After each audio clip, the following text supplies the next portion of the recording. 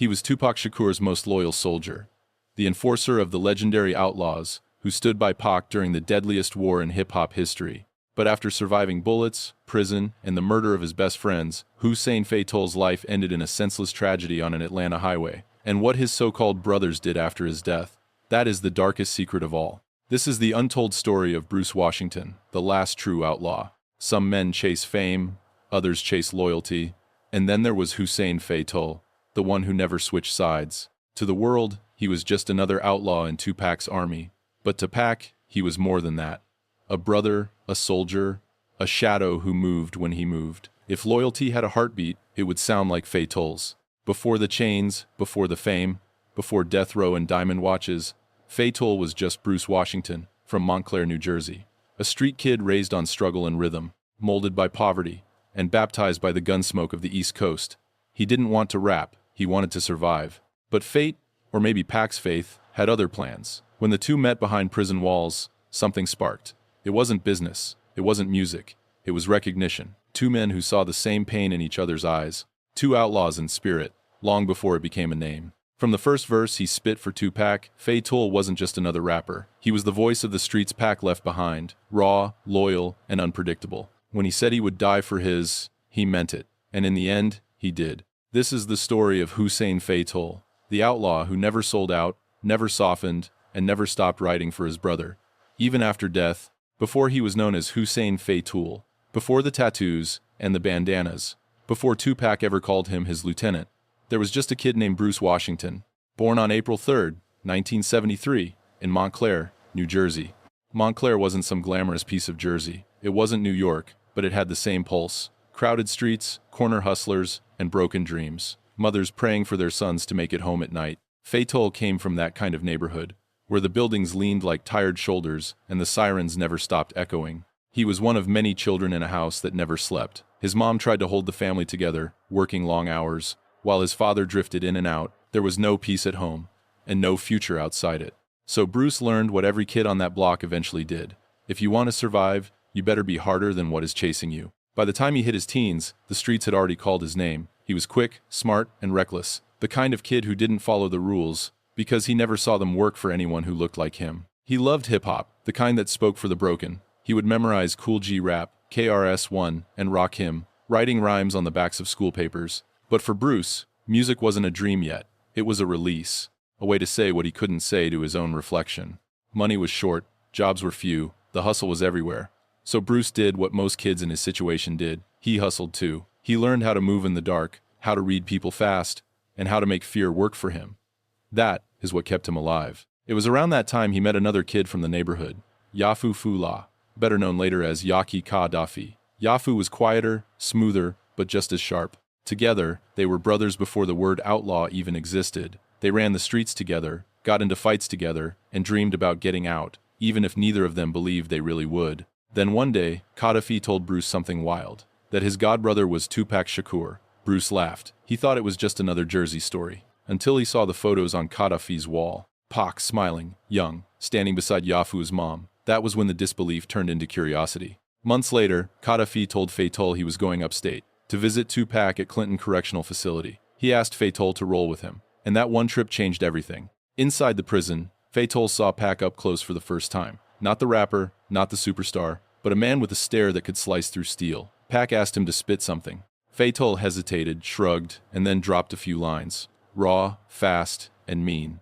Pac smiled, that half grin he always had. Yeah, he said, that is outlaw talk right there. From that moment on, Bruce Washington wasn't Bruce anymore. He was Hussein Fatal, the soldier Pac had been looking for. The kind of man who didn't just rhyme about the struggle, but lived it every damn day. When Tupac got out of prison, he didn't forget.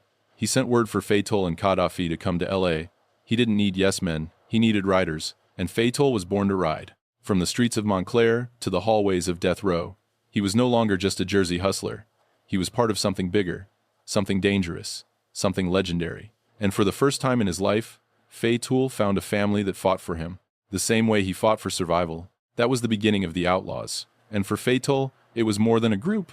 It was redemption written in blood and loyalty. By late 1995, the war drums in hip-hop were getting louder, and right in the middle of it all, fresh out of prison, head shaved, eyes burning, was Tupac Shakur. Behind him stood his soldiers, the Outlaws, and front and center among them, his right hand, his enforcer, Hussein Fatal. When Pac got out, Suge Knight's red carpet wasn't just for business, it was a statement. Death Row Records was now the empire, and Pac was its new king. But every king needs his wolves. Fatal was that wolf. Sharp, loyal, unpredictable, and always ready to ride.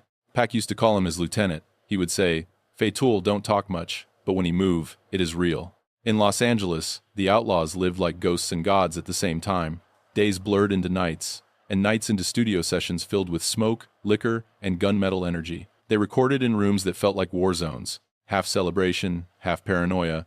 But through it all, Fatal stood next to Pac, soaking it in. When All Eyes on Me dropped on February 13th, 1996, it wasn't just an album, it was a declaration of war. Fatal appeared on 2 tracks that became instant street anthems. All About You with Snoop, Nate Dogg, and Drew Down. A smooth confession wrapped in swagger. And When We Ride, the raw call to arms that cemented the Outlaws as Pac's chosen army. He wasn't just a guest anymore. He was part of the legend. But it wasn't the studio that defined Fatal, it was loyalty. He wasn't chasing fame, he was protecting family. If Pac needed something done, a meeting handled, a threat silenced, a situation contained, Fatal was already on it before the words were said. That is what made Pac trust him. That is what made him dangerous. When Pac dropped Hit 'Em Up, the most infamous diss track in history, Fatal was right there. He spat fire with that Jersey venom, aiming straight at Bad Boy Records, Mobb Deep, and anyone else standing on the other side of the East-West line. To most rappers, it was just competition. To Fatal, it was war, and Pac was his general. He wasn't trying to be the star. He was the soldier behind the star, and in those death row halls, where whispers of betrayal and gunshots mixed with million-dollar deals, that kind of loyalty was rare. Outside the studio, their bond was more like brothers than business. They would argue, fight, laugh, get high, and plan moves. Pac once told him, "If something happens to me, you make sure they know what I stood for." Fatal didn't answer. He just nodded. But Fatal's fire sometimes burned too hot. At the House of Blues concert, he tried sneaking in a gun.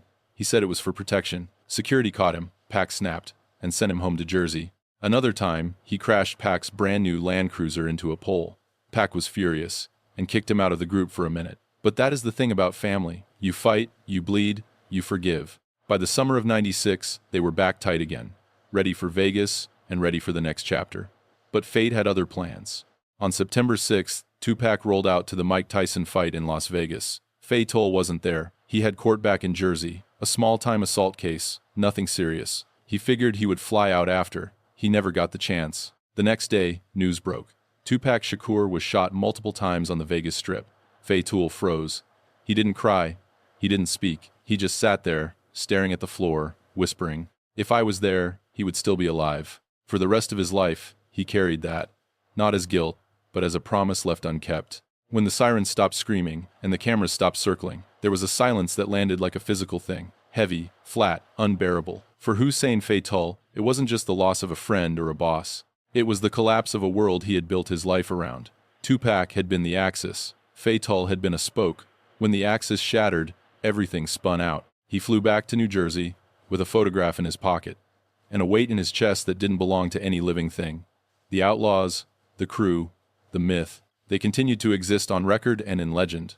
But the private gravity of those nights in LA was gone. Fatal wandered like a man in a half-life, showing up for sessions, leaving early, and sleeping through days, filling the long hours with things that didn't promise tomorrow. Then Yaki Kadafi, the kid from the block, his brother on the road, the one who had introduced him to Pac. He was shot dead just weeks later. Kadafi's death cut into Fatal with a violence that practical grief couldn't fix. He had dropped Kadafi off at his girlfriend's house, said his goodbyes, and watched a life snuffed out that had once felt bulletproof. 2 friends down, 2 funerals, a hollow that had no bottom. What followed was the slow, fumbling disintegration people call grief. Fatal sank into drugs and depression the way some people sink into sleep. Not purposeful, but inevitable. He admitted later that he felt suicidal. He told interviewers that the point of rapping had evaporated once the brothers who understood him were gone. Nights dissolved into drinking, days blurred under the weight of regret. He replayed the Vegas phone calls, and he wondered with a terrible clarity how history would read him if he had been somewhere else that night. Still, music kept knocking at the door, labels called. Old friends urged him back to the mic. In 1997, after some quiet, Fatal chose to answer. But the industry that had lifted Pac and the Outlaws was changing. Relativity Records offered him a chance. He signed and tried to translate loyalty into a solo path. December 1997 brought a private light in his life. He became a father. And with that fragile responsibility came a decision to attempt a comeback. Line of Fire, his solo debut, arrived in March 1998. It was raw, angry, and stitched from the same street talk that had made him an outlaw. But it didn't find the climate it needed. The country was still bleeding from the murders of Pac and Biggie. The East-West war had made audiences wary, and Relativity itself was teetering. The album's sales were modest, and the label's financial troubles stifled the push Fatal needed. He watched the momentum leak away like blood from a wound. He didn't vanish, though. He kept recording, hooked up with Rap-A-Lot, and began work on Death Before Dishonor. The industry's vultures and contracts chewed at him. Unreleased tracks, reconfigured Outlawz albums that removed his verses, and the business calculus of profit over loyalty.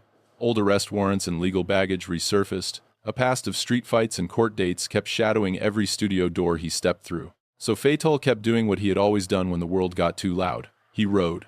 Mixtapes, features, and indie projects became his oxygen. He tried to turn loyalty into legacy through music, but the grief never left the room. It sat in the booth beside him, audible between bars. Each recorded verse was half confession, half testament. He was still here, still carrying the names of dead brothers on his shoulders, still proving that an outlaw could survive the silence, at least for a while. By the early 2000s, the glow of Tupac's mythology had hardened into marble. The world had turned his name into an industry. Murals, documentaries, and t-shirts. A sacred brand of rebellion. But for Hussein Fatal, that legend wasn't history.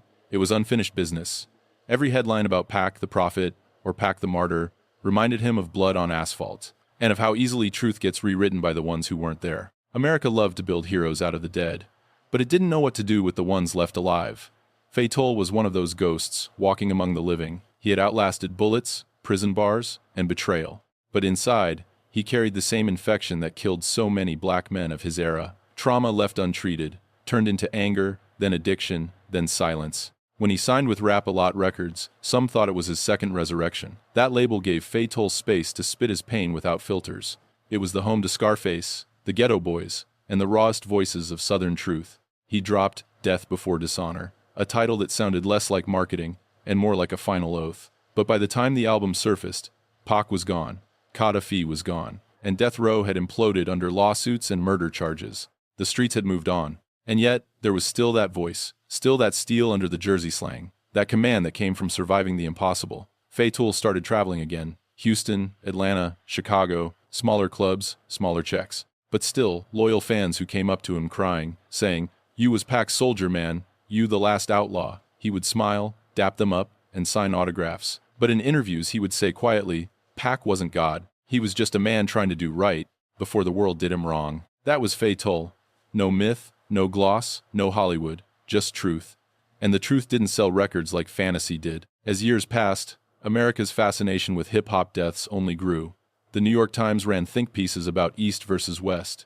VH1 did countdowns for the top 10 most tragic rappers. But they never called Fatal. The cameras wanted martyrs, not survivors.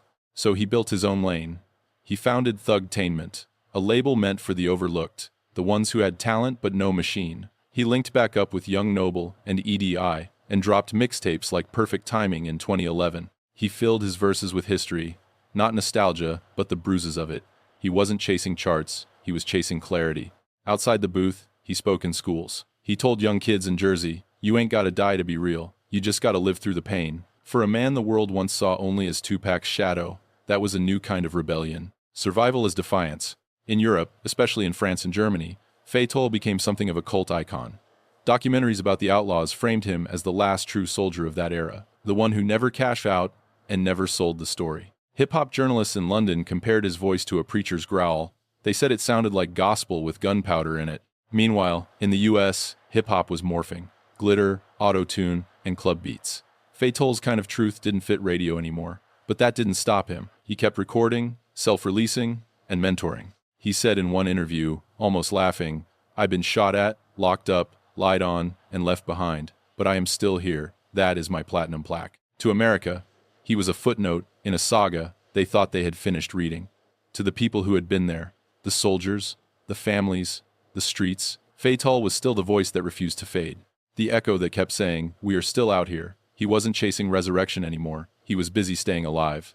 The night was quiet. No cameras, no lights, just highway and wind. July 11th, 2015. Interstate 85, just outside Atlanta. Fatal was in the passenger seat, riding shotgun next to his girlfriend. The radio was low, and the city lights were fading behind them. They had just left the studio. He was talking about a book he wanted to finish. Journey of an Outlaw. He said he wanted to tell it all this time. No filters, no labels, no lies. At 2:30 a.m., the car swerved. A flash of metal. Tires screamed. The impact threw him from the vehicle. Body against asphalt, sky spinning, and glass raining down like tiny stars. When the paramedics arrived, Hussein Fatal, Bruce Washington, was gone. 38 years old. A survivor who had finally run out of roads. His girlfriend was charged with DUI and vehicular homicide. But those legal words couldn't measure the silence that followed. The news spread like a slow echo. Jersey, Atlanta, L.A. The fans who still played hit him up like it was gospel. The world posted hashtags. The Outlaws posted tributes. But inside the noise, there was grief that had no punctuation. His sister, Sarah Washington, said she couldn't even find his royalties. That some of the same brothers who once rode beside him now acted like his name didn't matter. She called them and begged for the truth. One of them said coldly, "He ain't an outlaw no more. He is dead." It was the kind of cruelty Fatal had seen his whole life, loyalty fading once the lights went off. But for the fans, for the ones who remembered, Fatal was still alive every time Hail Mary played. Every time a kid in a hoodie recited those bars like prayer. In the years after his death, murals went up in Montclair. A young man with a steady gaze and the words "Outlaw for Life" scrawled beneath. Underground podcasts kept his name moving. Old friends from Jersey said he died sober, focused, and ready to rebuild. To them, that meant everything. Because in a world that glorifies the dead, Hussein Fatal wasn't trying to be a ghost. He was trying to be proof that even the broken ones could keep walking. That survival itself was a kind of victory. His legacy isn't fame, it isn't charts, it is endurance. It is the way his story still vibrates in the spaces between beats. A reminder that loyalty has a cost, that every outlaw bleeds before he is remembered. And if you listen close, late at night, somewhere between the echo of Pac's voice and the hum of a passing car, you can still hear Fatal whisper, "We never died, we just rode on."